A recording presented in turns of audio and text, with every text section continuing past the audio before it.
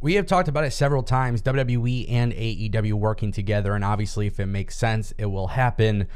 Today, there's some news that dropped that might indicate that maybe they did come to an agreement of some kind or some sort. I don't know. We're going to talk about it. We're going to try to dissect that.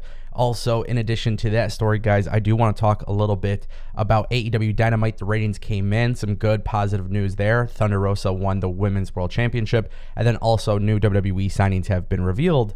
An interesting name from AEW is on that list. So we're going to talk about it. If you guys want more videos like this, don't forget to subscribe. And I do apologize for the glare. It's starting to become pretty damn sunny in Michigan. Hopefully a good indication for some good weather. All right, guys, let's talk about these new WWE signings. WWE officially dropped the list of people, right, that are part of this class, the Performance Center class. So what's obviously interesting is now in the past we have talked about Roxy, former ROH champion, former Reality of Wrestling champion. When WWE announced this, they didn't acknowledge her run in ROH, but only Booker T's ROW. Also, I want to mention on this one, we already knew Roxy had signed, so that's not really a shocker.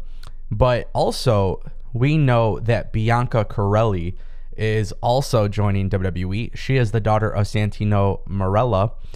There was rumors at one point that she was being looked at for AEW and Impact. It appears that she is officially signed with WWE.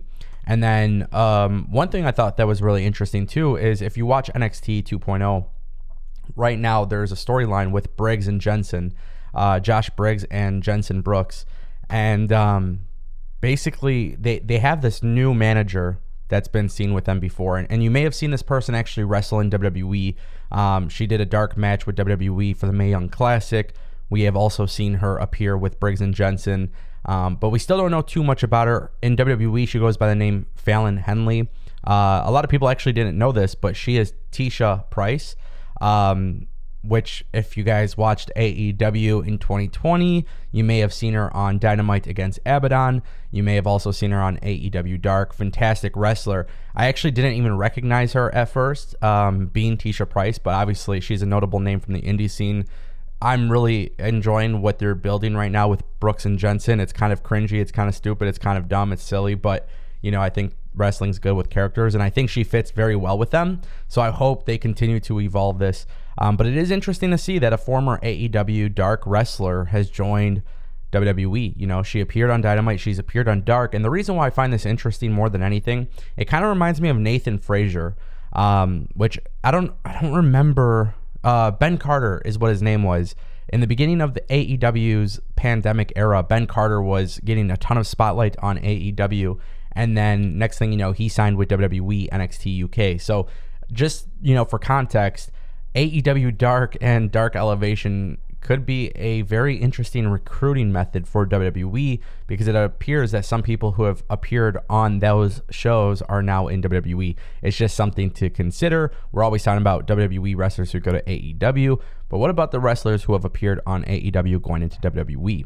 All right, guys, I want to talk a little bit about Thunder Rosa, who is the new women's champion in AEW.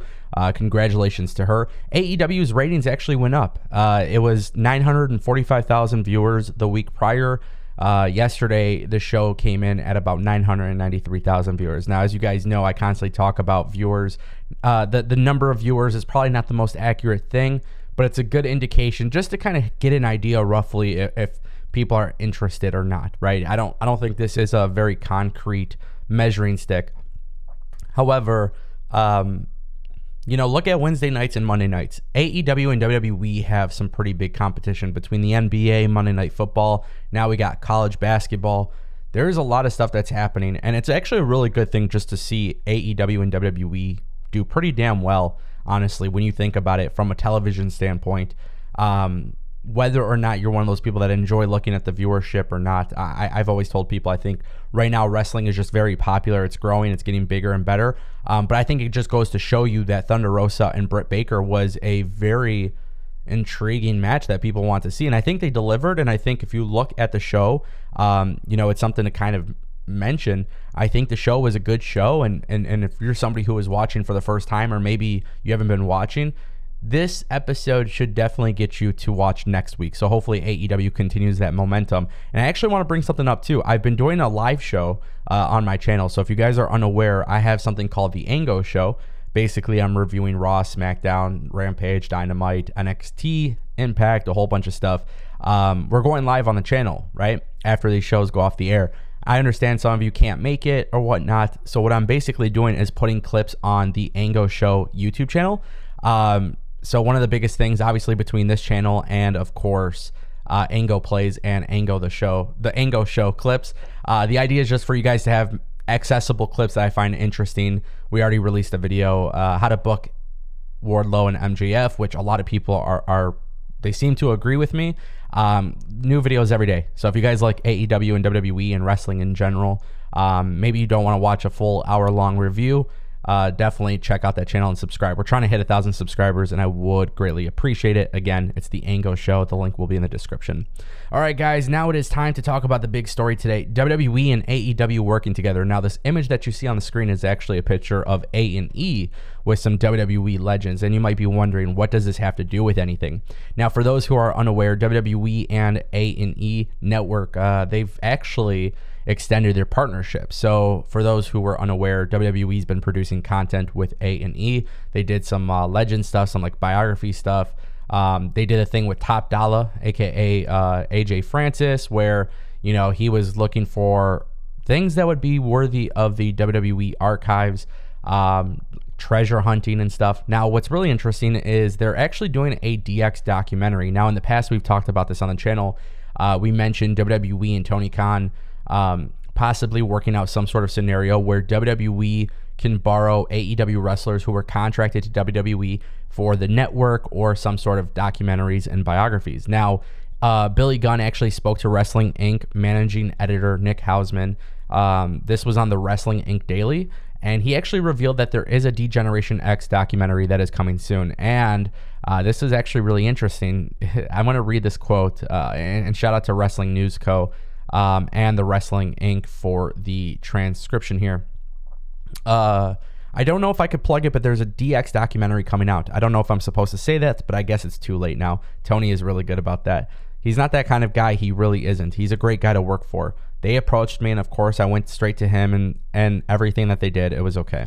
It's an A&E thing, not really a WWE thing, so I don't say it's that. It's for A&E because that was what they told me.